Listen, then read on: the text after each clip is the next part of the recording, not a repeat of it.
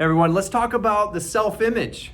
Welcome back. This is lesson 3 from the Science of Getting Rich live stream event that happened on May 1 through 3. There's still access to the event. It's a 60-day recorded replay. And so if you're liking or appreciating and getting value from the information I'm sharing here, you can get all of this and more by accessing that live stream. I'll put a link below.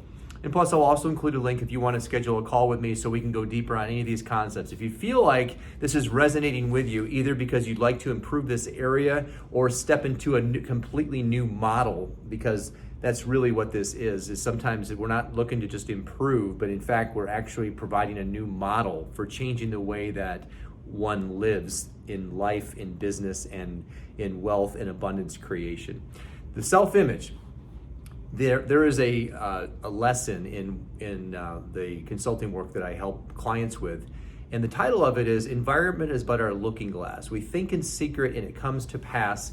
Environment is but our looking glass." That was written by James Allen.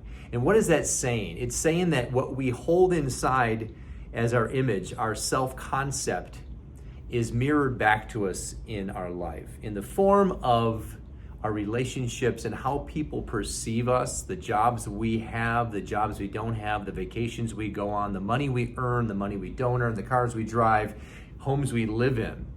Our self-image is so powerful because it is the regulator. It's the ultimate regulator. It controls the temperature of everything we get in our lives. Think of it as a regulator. Think of it as a thermostat. And here's how it works. Our self-image is the concept we hold of ourselves. And how we develop that image. By the way, the self-image is a part of a paradigm.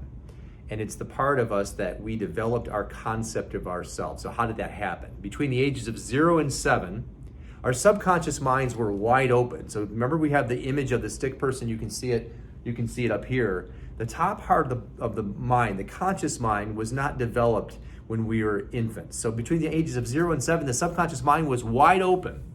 And we were downloading information from our environment. Our parents, our grandparents, the radio, the television, the news, all going into the subconscious mind. So those conversations that were happening, not only the conversations, but the vibrations and the essence of the words being used by those that were around you that meant good, but most of the time, we were programmed improperly, or we were programmed with wrong information. Some people actually they benefited from those conversations, and then it's obvious in their results. But that's how we developed it. So we developed the concept we hold of ourselves during this time. And the challenge with that is then we actually go off into the world and we run our entire life through that program, through that image. And it's powerful. It is the ultimate controller and regulator. If you're finding yourself in a situation where you're wondering why you have to work so hard and yet you're not accomplishing your goals, it's because if it's a thermostat, what happens with a thermostat? You set the temperature at 70 degrees. Someone opens the front door. I'm in Michigan, so it gets cold here. But in the middle of winter, if you set the temperature at 70 degrees and someone opens the front door, the temperature in the home begins to go down. The thermostat picks up on that deviation between the set point and the new temperature, and then it regulates it. It regulates it back in to where it was. So let's talk about this with the self-image. It is such a deeply rooted concept, so deeply rooted inside of us that we don't even know it's there unless we are aware. And now we have awareness. When we go to set a goal, if we are here and that goal is here, let's say this is an X, we're an X and we want to go for a Y goal. Let's say we're at Y, we want to go for an X goal, whatever that is.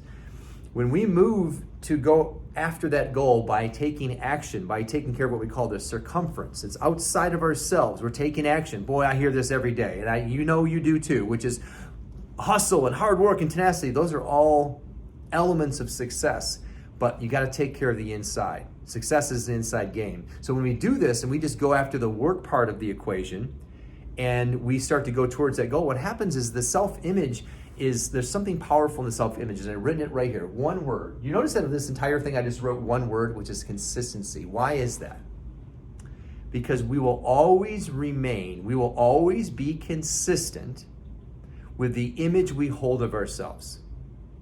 If you're going to remember anything from what I'm sharing with you today, is We will always be consistent with the image we hold of ourselves. Now, why is that so darn important? Because the thermostat will regulate the temperature of the home. Our image will regulate the temperature of what we're getting. The temperature meaning the results that we're getting in our life. If we are performing higher than what our image is that we hold of ourselves in sales, for example, that'll last for a certain time, but then because the image is such, it'll begin to regulate you back down. The studies have been done. By the way, Maxwell Meltz wrote the book on this topic, which is Psychocybernetics, back in 1960. Maxwell Meltz was a plastic surgeon. And by the way, he said that the self-image was the most important psychological discovery of the century.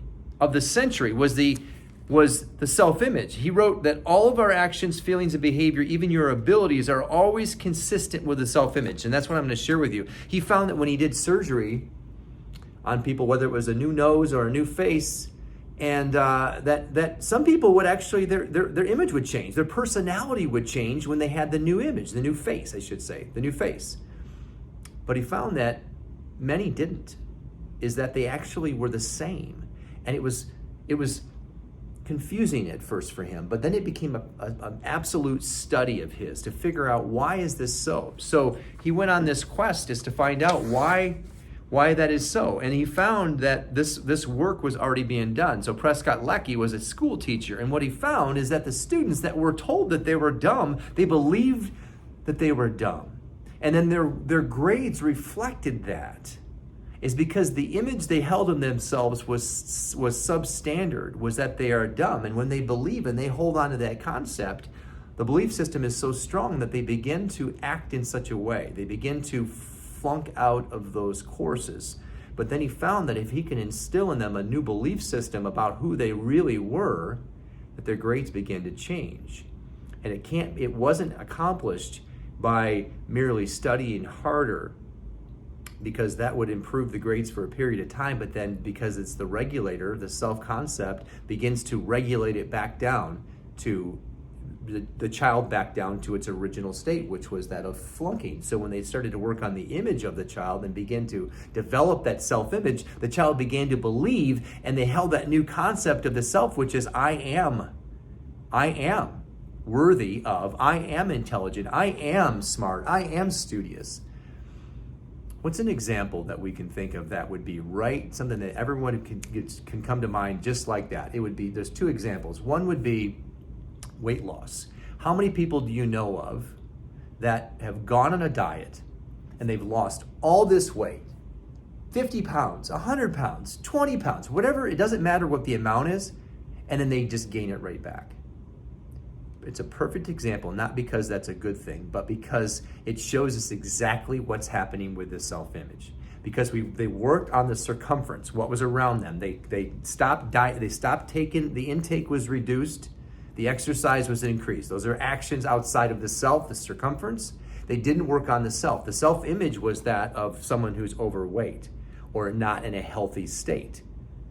See, our natural state is healthiness. Our natural state is lean. But their image is such that they don't believe that that's who they are. So no matter what they do on the outside, the circumference, eventually the self-image will regulate that back. Salespeople that perform at a certain level and they have a certain income, and those studies are also in psychocybernetics, they will, if they outperform the self-image for a little bit, it'll regulate it back down, and they'll end up with the same income they have because they have an image of themselves that is of that income. You see, that we cannot, here's the thing to remember. Consistency, we will always be consistent with our self-image. Always, always, always. If you're getting a certain result in your life and it's not to your liking, it's because your self-image. You don't believe that you're worthy of that. We'll always be consistent. And we can never outrun the self-image. Now, outrunning would look like dieting or earning more money real quick without actually believing that you're worthy of that. We'll always be regulated back down. Start to think about all the areas in your life that you've gone after something and then ultimately you end up where you were. It's because what happens is our subconscious is is it's a habit. It's a habit form, and it's a belief system, so that we begin to self-sabotage. The examples given in the book were that the salesperson would make whatever the figure was. Let's say it's 100 grand, and then they would start to perform higher than that, and then they'd end up doing things to self-sabotage. Now, not consciously, subconsciously, below the conscious level, the self-image would sabotage in the form of what? They would stop making calls. They would get sick. You see, these things would happen, or more accurately, they would self-sabotage because their image was such that they didn't believe that they were worthy of that. And so the self-sabotage comes in all sorts of forms. All sorts of forms. They find themselves distracted. They get sick because their body begins to develop an illness because their image is such that they don't believe they're worthy of that success that they're getting. You see what's happening here? Self-image is so powerful, and consistency, that word, is the part that really puts the glue behind this, consistency. So now that we know we have something called a self-image, and it's a paradigm, it's a part of our paradigm, what do we do about it? Well, there's things that we can do to improve the self-image, and one of the programs in Thinking and Results is what I help clients with. Consider the ramifications of this, by the way. It wasn't until I understood this and began to change my self-image that everything began to change. There was such a long time where I didn't have a strong self-image, and I didn't believe that I was worthy of success, and I didn't believe that I was worthy of earning more money. And until I realized this, it was the same thing. The story I'm telling you, most of this stuff is because it was my life. But consider the ramifications, the implications of improving your self-image in all the areas of your life. Whether it's wealth creation, or weight loss, or healthiness, or relationships, or even the image of a home you want to buy. If you believe you were worthy of that home, you'd have it. That's the kicker with this. If you believe you're worthy of the vacation, you'd be on it. We will always get what we believe we're worth. So imagine the ramifications of actually being able to control that and change the image. Change the image. It's the most powerful thing, because we will always remain consistent with our self-image. So now that we know that that's a problem, how do we change that? There are ways to do that. And one of the programs that I shared with you in Thinking and Results, which is the program that I consult with clients on, is on the self-image. Let me share a quote with you. I am not who I think I am. I am not who you think I am. I am who I think you think I am. I am who I think you think I am. That's the self-image. That's the self-image. The most powerful concept, the most powerful controlling mechanism in our lives is our self-image. So we can change that by beginning to identify the attributes of the person that we want to be, and the beginning to live that way now. Making a list. What are those attributes? Who is it that I want to be? Why is it important to me to be that way? And the beginning to step into that now. Now that takes controlled thought, it takes daily effort, and it takes intentionality, which is the heart of why most people, even if they become aware of it, they don't do anything about it. But if you are serious about changing your self-image for whatever reason that is, consider the areas of your life that this image is impacting. And how do you know if you're being held back by your self-image? Simple. Look at your results in your life. Observe your bank account. Is it not where you want it to be? It's because you don't believe you're worthy of more income. Otherwise, you would be going after it. Because what happens is we go back to the stick person concept, is when we believe we're worthy of it and we have a strong desire, it actually, subconscious is in every cell of the body. And then it puts our body, can you see that over there? Action.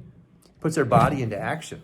And we begin to act in a different way. We begin to act in accordance with the belief system we have of ourselves because of consistency. We will always be consistent with the image we hold of ourselves. If we believe we're worthy of the thing, we'll begin to act that way because subconscious is in every cell of the body. And I begin to attract to me the people, the circumstances, and the events that are in accordance with the goal and the desire, and furthermore, the belief system. So there's a way to do it. Our program helps our clients break through and and develop a new self-image. This is not about putting, well, I've heard it said so many ways, but even Jesus had said something about that too, but putting bad wine in a bottle, right? I've heard it called, you can't put whipped cream on a turd, because ultimately underneath that is still the turd. I don't like that example, but it's just the one that came to mind. And by the way, I'm not calling you a turd, but understand that if you have, most of us have had or have a self-image that is holding us back. So consider the areas of your life. If you want to know more about the self-image, let me rephrase that. If you want to improve and you're committed to improving your self-image, this is not going to happen naturally. It'll remain with you throughout your life. So now you know there's a way to do that. There's a process by which this can be fixed, but the blueprint needs to be followed. There's this very specific blueprint, and my coaching program helps with that. There's a couple links below. One, as I mentioned, I'm going to include that Science of Getting Rich live replay, because the self-image is discussed in that. There's an entire section on the self-image. And secondly, if you want to break through and you want to do it now, click the link and schedule a call with me. The implications are massive, as I mentioned, and the book that I mentioned is Psycho-Cybernetics. Pick it up if you want to know more about the self-image and learn on your own. If you want to break through now in the areas of business and finance and wealth creation, because we will only attract to us the income that we believe that we're worthy of, regardless of the effort we put forth. We can help you with that. I can help you with that. Click on the link below, schedule a call with me. It's a breakthrough call, 30 minutes. Actually 45, and we'll talk about what that looks like. Science of Getting Rich live replay for 60 days. And then also I've created a mastermind group for those that are a part of that, that want to register for that. And that way we're learning, because we took the live stream, and we're all going through that and watching it over and over again. And I created a mastermind group so we can learn together and learn how to apply the laws that are taught in the Science of Getting Rich, the immutable laws of the universe. I hope this has found you well. Remember, you are only one thought away from the image that you want to be. You're only one thought away from who you want to be. You're only one thought away from greatness. You're only one thought away from the income that you really deserve. You're only one thought away from the business that you really deserve. I look forward to talking to you soon. Connect with me if you want to take this further, and have an awesome day, my friends.